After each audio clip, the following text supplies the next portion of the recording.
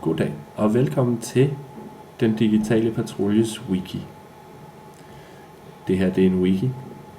Det er en type af hjemmeside, som er meget nem at redigere i. Det vil altså sige lave om på. Der er altså langt de fleste kan finde ud af at gå ind og lave om på sådan en her, bare lige ved at få et kort kursus. Og det er det, I lige får nu. Jeg vil lige hurtigt vise jer, hvad den kan, og så starter vi forfra med det bagefter. Vi starter med at kigge herover på vores undersider. Hvis vi trykker på Go Animate, kan vi gå ind og se, at der er nogen, der har skrevet om det her program. Her kan vi læse, hvad går det ud på. Hvis vi går herned, kan vi se det, de faktisk har lavet ved at trykke play.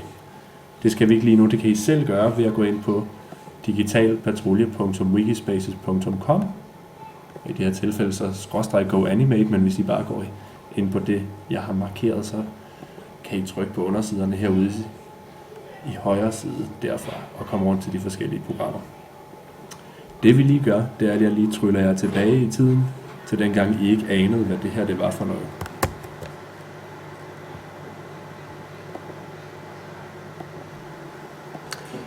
Ja, så er vi tilbage i tiden. Det vi startede med, hvis vi gerne vil have os en bruger, så vi kan være med til at lave om på den her digitale patruljes wiki, starter vi med at gå ind på wikispaces.com, som jeg har markeret heroppe.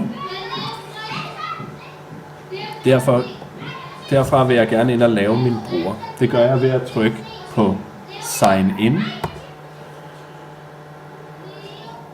Og her bliver jeg så bedt om at skrive mit brugernavn og min adgangskode.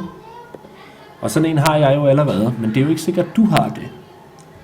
Derfor går jeg ind og trykker Create a new Wikispaces account. Altså lav en ny Wikispaces konto. Der trykker jeg.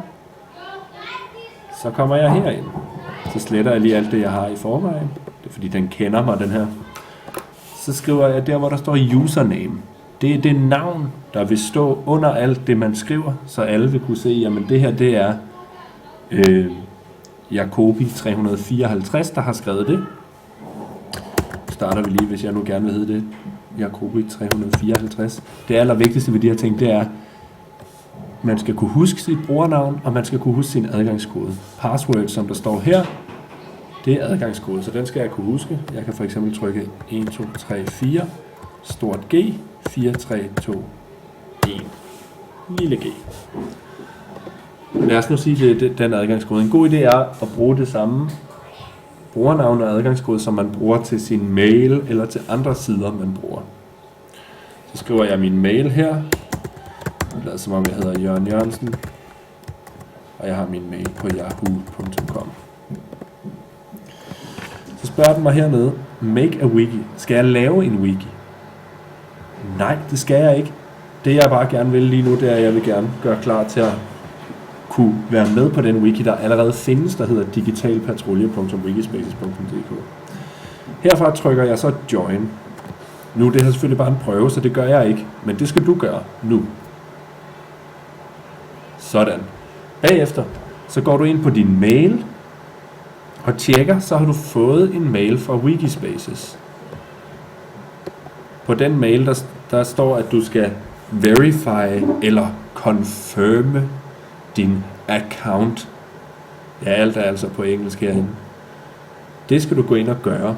Der er et link, som du skal trykke på. Godt. Klaret. Det du så gør bagefter, det er, at du går ind på digitalpatrulje.wikispaces.com. Derfra trykker du så Sign In. Og så logger du simpelthen på ved enten at bruge dit username, altså dit brugernavn, eller din e-mailadresse. Mit usernavn, det er Peter SKI7. Og adgangskode får I ikke at vide. Og så står der Keep me signed in. Den tager jeg lige fra, for hvis man bruger en af skolens computer, så er det jo ikke så smart, at andre kan gå ind og skrive på wikien. Men så står der nedenunder, at det er dig, der har skrevet det, fordi du var logget ind sidste gang.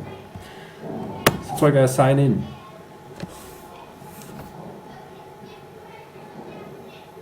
godt. Man kan altid se heroppe, der står ens brugernavn, der kan man altid se, om man er logget ind eller ej. Det der så sker, hvis man ikke er med på den her wiki, så når jeg trykker, så kan man ikke se den her knap, eller den her knap er i hvert fald helt lysegrå. Og det er jo voldsomt irriterende.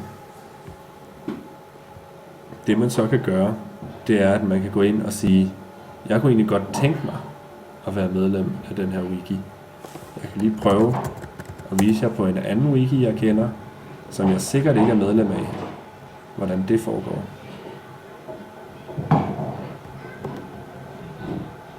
Den kunne jeg så godt lave om på, den var jeg åbenbart også medlem af. Men prøv at se, om du ikke selv kan finde